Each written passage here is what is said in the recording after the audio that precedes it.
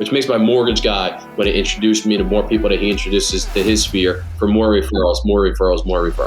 So the big question is, what are top agents doing to absolutely crush it in real estate, grow their teams and add more transactions year over year while so many struggle? To get the answers, we interview top real estate agents to learn their secrets to success. Listen, we believe every agent should make a minimum of $100,000 per year, and we're on a mission to make this happen. We've already helped over 100 agents achieve this with our coaching. So if you want to fast track your business growth, get to your first $100,000 in GCI or add another $100,000 in GCI using social strategies, then head over to go.eliteagentsecrets.com, or you can just click the link in the description below. Also, just make sure to follow us, hit that subscribe button, and if you get any value from this at all, please tell a friend and leave us a review. My name is Andrew Dunn. And my name is Peter Michael. Welcome to Elite Agent Secrets. You've obviously got a lot of offers. You're doing all this stuff, all your listings. What I want to do is I want to roll us into your third and final here, which is organization.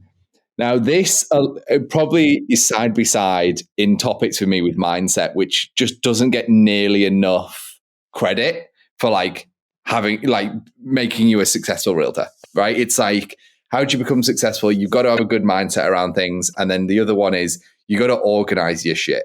You've really got to, know what's going on, when it's going on, how you're going to pull it off, all that other stuff.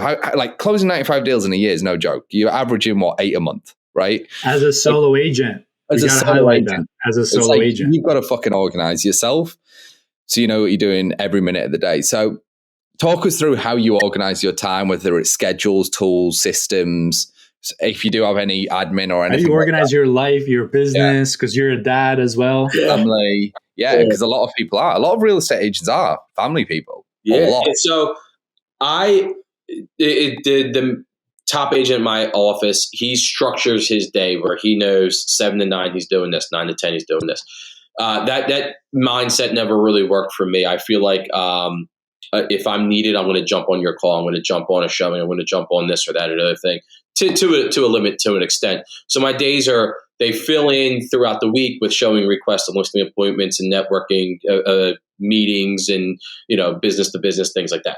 But I have Excel spreadsheets for everything, Google Sheets, whatever they're called. So I've tweaked them. I've created them over the years. And now, since I've done them so many times, it's just plug and play. It's second nature. So my first is, and I've shared these with a bunch of agents in my office and other agents I've talked to. The first is my current transactions. So I have every listing and every buyer. Once they go in their contract, they get added to my sheet. It was a whiteboard in my office, and then the whiteboard got too filled up and it was too much of racing and stuff. So I'm like, let me just put it on my computer. It's on my cell phone now. I have it every second of the day, availability to it. So I have the address, the purchase price, if there's seller concessions, if there's a well or septic that need to get inspected, when the home inspection is, and it's all color coded. So everything is yellow. When I get the earnest money deposit, it turns to green. And I put on there who's holding it. Buyer title company, my office, buyer office, whoever. So I know who's got it for that transaction. So I don't show up to settlement like a buyer agent did 2 weeks ago on me and said, "Oops, I forgot to check. I thought you were holding it." No, I know who's got the checks. I got it on my spreadsheet. So everything's red, green, yellow. Red means we don't have it. So if there's well and septic on the property, they don't have it. We don't need inspections. They're red. If there is a well and septic, all right, they're yellow. Once that inspection happens, I put the date into that section. It happens and we're good. We got to pass. Cool. Turn to green. Now I know that's done for that file. Home inspection. Once it's done, green, done for the file. Mortgage commitment date. I put that in there once I do the contracts or get contracts received.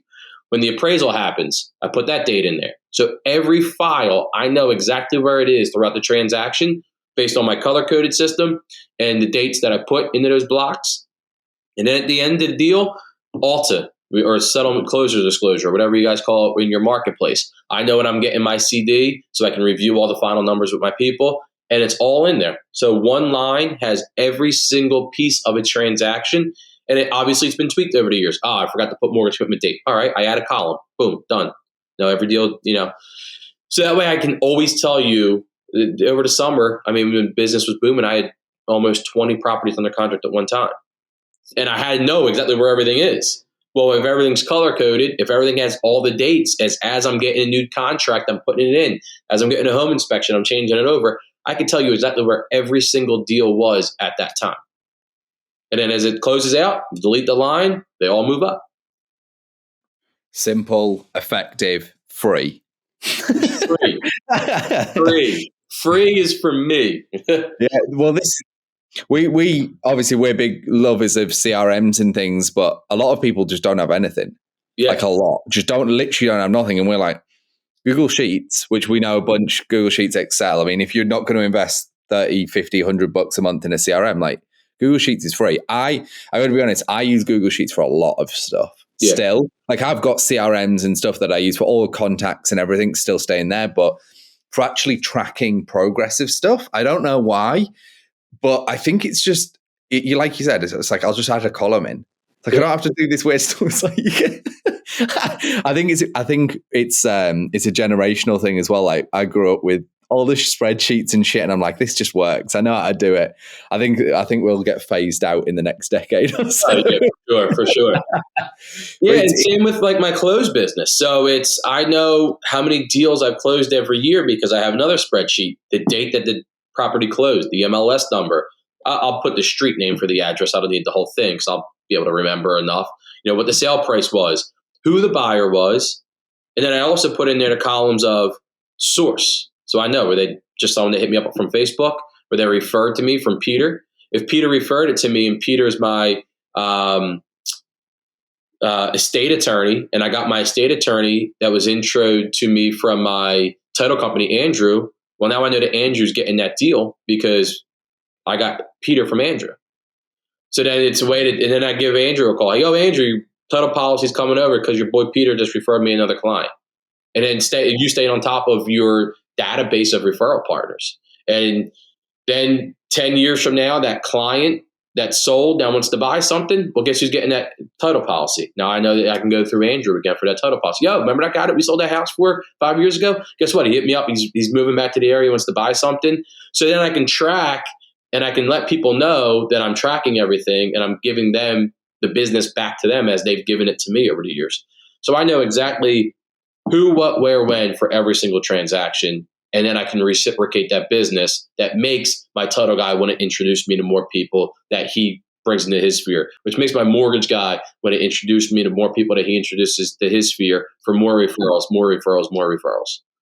I'm not sure if you've actually done this. It sounds like you might have, but we're actually, another guest we had on, a guy called Matt Muscat. He had this, it was so simple.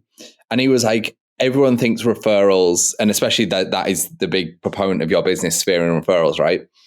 Is that everyone thinks they're worth the same amount because they've all given like a deal or a lead at some point.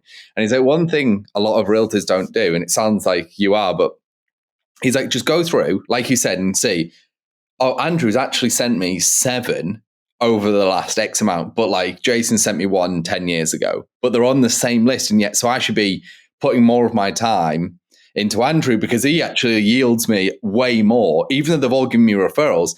And he's like, what you'll actually find is the whole 80-20 rule, where it's like there'll be a small number of your referrals who keep giving you more and more and more and more. And you really want to pile into them few people because they give you 80%. The 20% of them will give you 80%.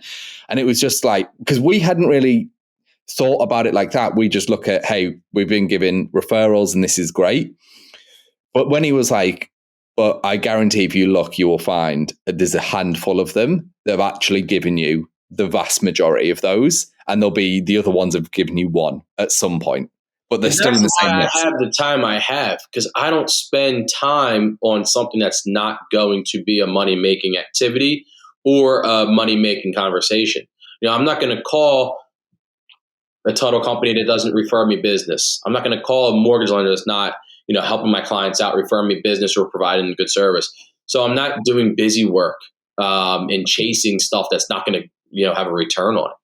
I don't. If I get slow, I'll be like, I'll spend the afternoon researching expired and sending out letters. I know those people aren't going to call me, so I stop doing it because I don't follow up on it. One letter is not going to get a phone call. So unless that's not a part of your business that that you're doing follow-ups on those expireds, and instead of sending one letter, you're doing a drive-by, you're getting their phone number through whatever online source or whatever, then don't do it, because you just wasted 50 cents on a stamp and an hour of your time writing a letter, sending it out that you have no follow-up for, no plan for follow-up for, and you're just wasting time and money. That's why when people say, how do you have time to do all this? It's because I don't have wasted time in my day that I'm doing an activity that's not going to make me money or keep me organized to help make me money. 100%. Well, this is exactly how everything works. Focus on what works for you, which is exactly what, this whole episode's been about. It's like you've really nailed down sphere, growth, referrals, client experience, and that is going to continue to compound your business. So, Steve, I want to give you the floor. Someone wants to reach out, whether they're buying or selling a home, whether they want to learn from you, join a team, whether you're getting your first agents, whatever it is. How could they reach out, whether it's phone, email, socials? I don't know. If you've got anything else going on, whether it's website, let the people know. Yeah.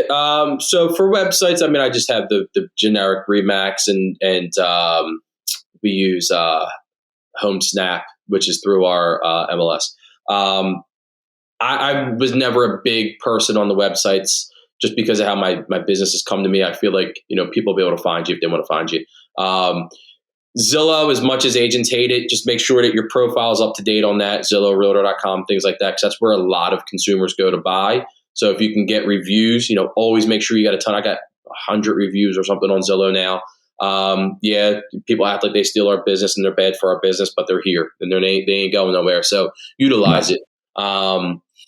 For me, my social media, I do post some stuff on my business page. I think it's just Steve Kempton, Remax Community, which is my office. And my personal page is more of family stuff, fun stuff. But again, it's always sharing my business as well. So hashtag Steve Sells South Jersey, put it into Google, put it into Instagram. I think my handle's at Steven Kempton on Instagram. But the hashtag pops you up to all my pages on all my social media sites. And, I love having people reach out, referral partners from agents from different areas, but hashtag Steve Sells South Jersey. I love it. You'll find it. Hashtag Steve Sells South Jersey. Steve, thanks for jumping on the show with us, everyone. We hope you've enjoyed listening as much as we have, and we will see you in the next one. Oh, and by the way, would you consider yourself a maverick? Are you an agent, team leader, broker owner who is constantly striving to push boundaries and smash goals? Well, we've already helped over 100 agents go over $100,000 per year in GCI. So if you're interested in learning more about our courses and coaching to help you scale your business, then head over to go.eliteagentsecrets.com.